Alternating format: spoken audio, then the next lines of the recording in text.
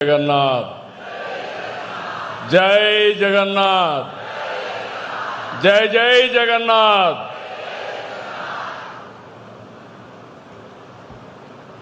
इस grace Shri Madhu Pandit Das garu president ISKCON chairman Vrindavan Chandrodaya Mandir chairman Akshaya Patra foundation his grace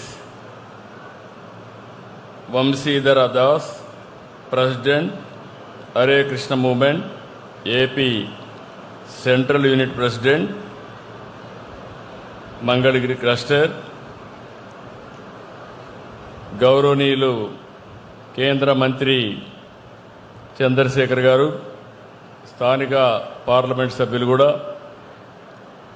సహచర మంత్రివర్గ సభ్యులు నారాయణ గారు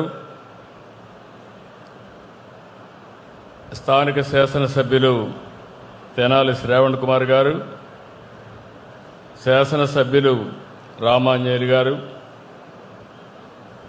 ఈరోజు మనందరం ఒక పవిత్రమైన కార్యక్రమానికి ఇక్కడ సమావేశమయ్యాం.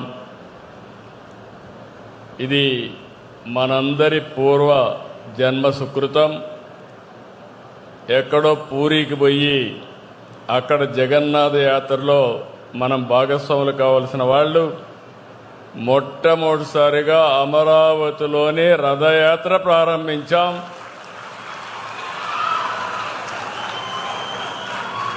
ఈ రథయాత్రలో భాగస్వాములైన మిమ్మల్ని అందరినీ మనస్ఫూర్తిగా అభినందిస్తున్నా.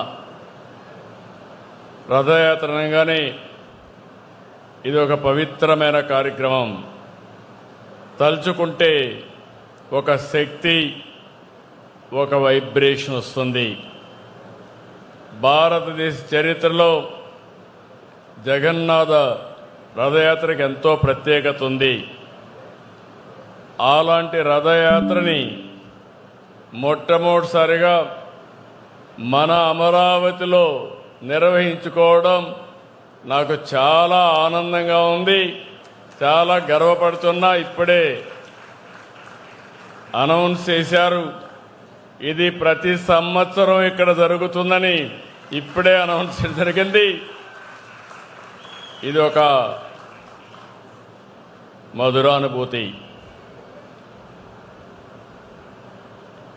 ఈ యొక్క కార్యక్రమాన్ని మనం తెలుసుకున్నప్పుడు మొట్టమొదటిసారిగా జగన్నాథ స్వామిని, బలదేవుని, సుభద్ర, సుదర్శన్ని స్మరించుకుంటున్నాను.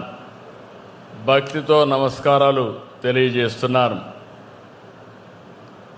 ఇంత గొప్ప కార్యక్రమం ఏడు కొండలవాడి ఆలయం నిర్వహించుకోవడం, అది కూడా అక్షయ పాత్ర ఫౌండేషన్ చైర్మన్ శ్రీ పద్మశ్రీ మధు పండిట్ దాస్ గారికి, అదే మరి హరే కృష్ణ గోకుల్ క్షేత్ర అధ్యక్షులు వంశీధర్ దాస్ గారికి నేను మనస్ఫూర్తిగా ధన్యవాదాలు, కృతజ్ఞత తెలియజేస్తున్న వారి చొరవకి.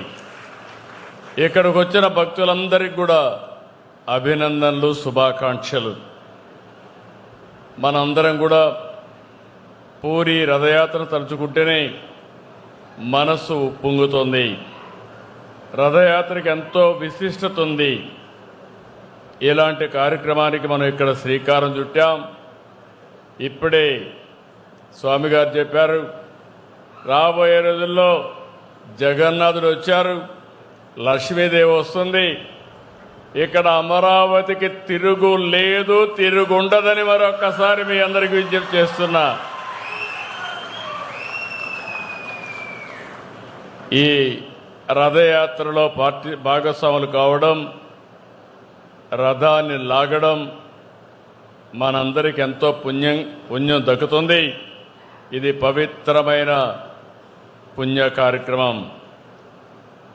ఆధ్యాత్మిక విలువలు, నిస్వార్థ సేవల విషయంలో ఇస్కాన్, అక్షయ పాత్ర ఎంతో గొప్ప పాత్ర పోషిస్తున్నాయి. హరే కృష్ణ మూమెంటం ద్వారా మధు పండిట్ దాస్ గారికి ప్రపంచమంతా కూడా ఆధ్యాత్మిక సేవలు చేస్తున్నారు.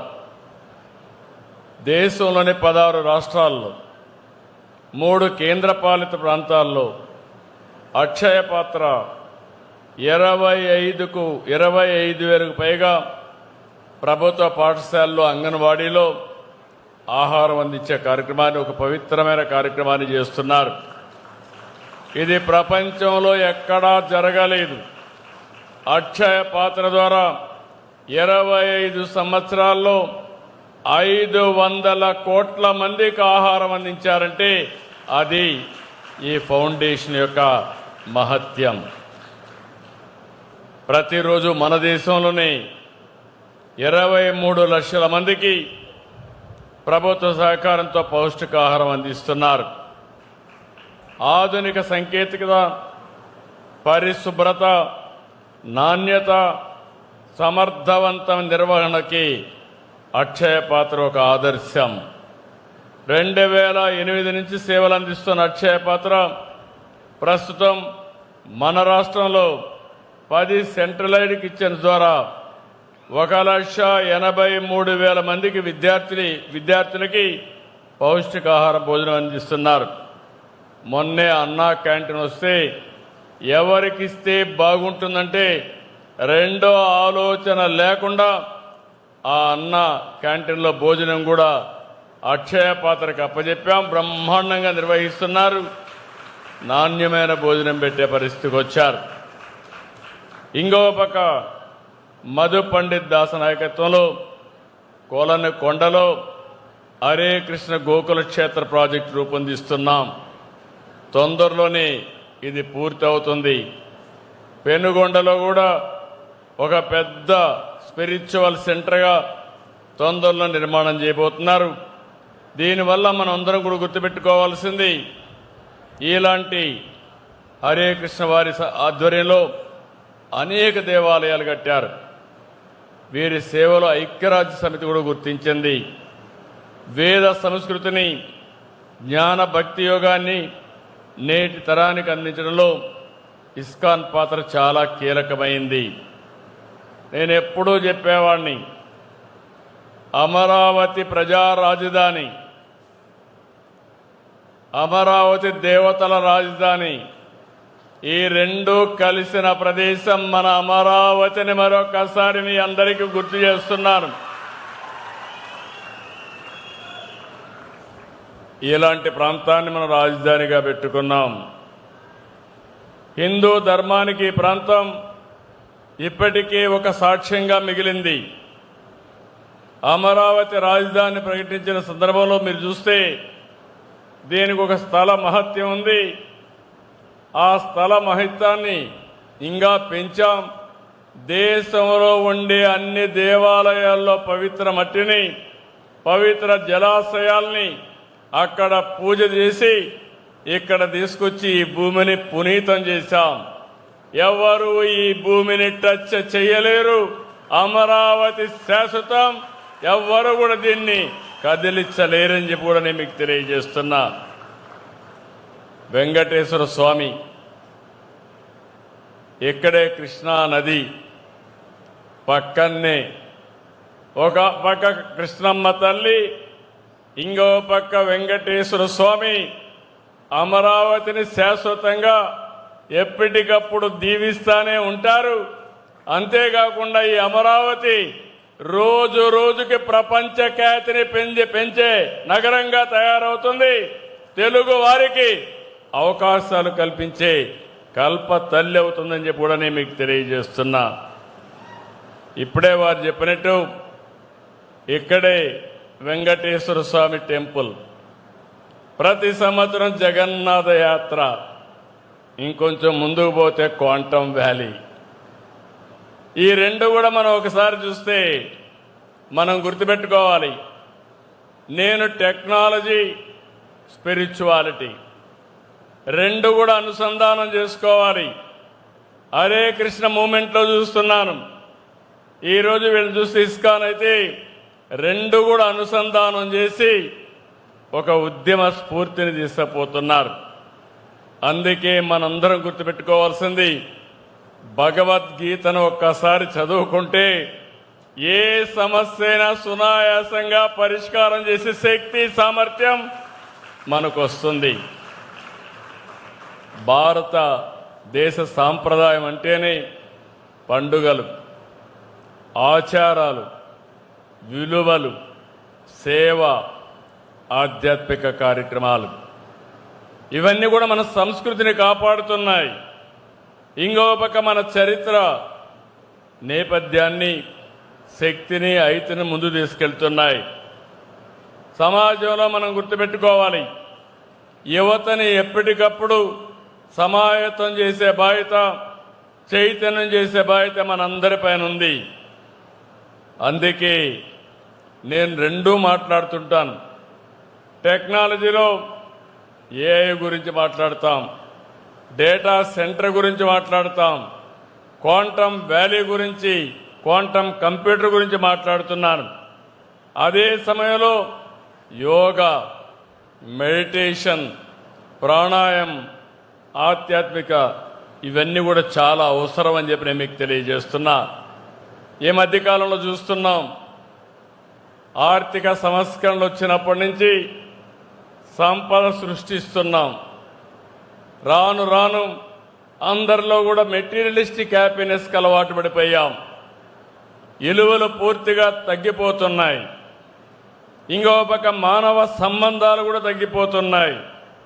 సోషల్ మీడియా టెన్షన్తో ఆందోళన పెరుగుతున్నాయి. ఈ ప్రభావం మనం చూస్తే ప్రజలపైన, సమాజం పైన తీవ్రంగా ఉంటుంది. ఈ సమస్యలను ఎదుర్కోలేక కొన్ని కుటుంబాలు ఆత్మహత్యలు చేసుకుంటున్నారు. కొన్ని కుటుంబాల్లో అయితే చిన్న పిల్లలపైన అత్యాచారాలు జరిగే పరిస్థితి వచ్చాయి. ప్రతి ఒక్క కుటుంబంలో, చాలా కుటుంబాల్లో అన్రెస్ట్ వచ్చే పరిస్థితి వస్తూ ఉంది. అంటే ఆందోళన, ఒత్తిడి, అభద్రతతో జీవితాలు నాశనమయ్యే పరిస్థితి వస్తున్నాయి. పవిత్రత దూరం అవుతా ఉంది. దీనికి ఒకటే మార్గం, ఆధ్యాత్మికత. యోగా, ధ్యానం, ప్రాణాయామం ప్రతి ఒక్కరూ చేయగలిగితే మీ జీవితాలు ఆనందంగా ఉంటాయి. Spirituality is only the way అని మరొకసారి మీ అందరికీ విజ్ఞప్తి చేస్తున్నా. ఈరోజు మనందరం కూడా గుర్తుపెట్టుకోవాల్సింది, ఒకప్పుడు ఉమ్మడి కుటుంబాలు ఉండేటివి. ఏదైనా సమస్య వస్తే చర్చించుకునేవాళ్ళం. ఇప్పుడు మైక్రో ఫ్యామిలీస్ వచ్చేసాయి. దాంతో కూడా సమస్యలు పెరుగుతున్నాయి. భారతదేశం యొక్క సంపద ఉమ్మడి కుటుంబాలని చెప్పి కూడా నేను మీ అందరికీ తెలియజేస్తున్నా. ఈరోజు రథసారథికి అశ్వాలపై ఎలాగైతే నియంత్రణ ఉండాలో, మనిషికి మనసుపై కంట్రోల్ ఉండాలి. మన బ్రెయిన్ మనల్ని డామినేట్ చేయకూడదు. అప్పుడే సమస్యల్ని, సవాళ్ళని సమర్థవంతంగా ఎదుర్కోగలం. ఈ మధ్యకాలంలో మనం చూస్తే చాలా వరకు ఇలాంటి సమస్యలు వస్తున్నాయి. నేను అందుకని మనమందరం కూడా ఒక సాంప్రదాయం ఉంది. ఏ కష్టం వచ్చినా దేవుని దగ్గరికి పోయి దేవునికి అప్పచెప్పి మన పని మనం చేస్తే దేవుడు కరుణిస్తాడనే నమ్మకం, పరిష్కార మార్గం దొరుకుతుందనేది విశ్వాసం. దీన్ని పెంచడానికి వెంకటేశ్వర స్వామి టీటీడీ తరపున 5,000 దేవాలయాలు మొత్తం రాష్ట్రంలో కట్టాలని ఒక నిర్ణయం చేశాం.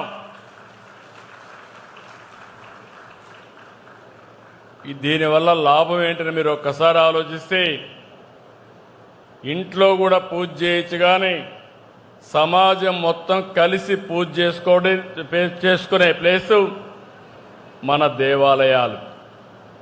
అలాంటి దేవాలయాలు ఎన్ని ఎక్కువ ఉంటే అంతవరకు మనందరికి కూడా మానసిక శాంతి ఉంటుంది.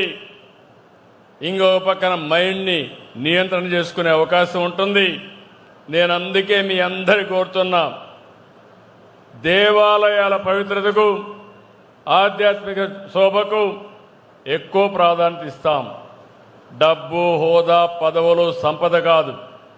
ప్రశాంతత, మంచి ఆరోగ్యం, నాణ్యమైన జీవితం చాలా ముఖ్యం. క్వాలిటీ ఆఫ్ లైఫ్ లేకపోతే మన దగ్గర ఎంత డబ్బులున్నా అది నిరర్ధకం అని చెప్పి కూడా నేను మీకు తెలియజేస్తున్నాను. అందుకే తొందరలోనే 5,000 దేవాలయాలు కడతాం. ఆ దేవాలయాలు కూడా ప్రజలకు అందుబాటులో ఉండేవి చేస్తాం.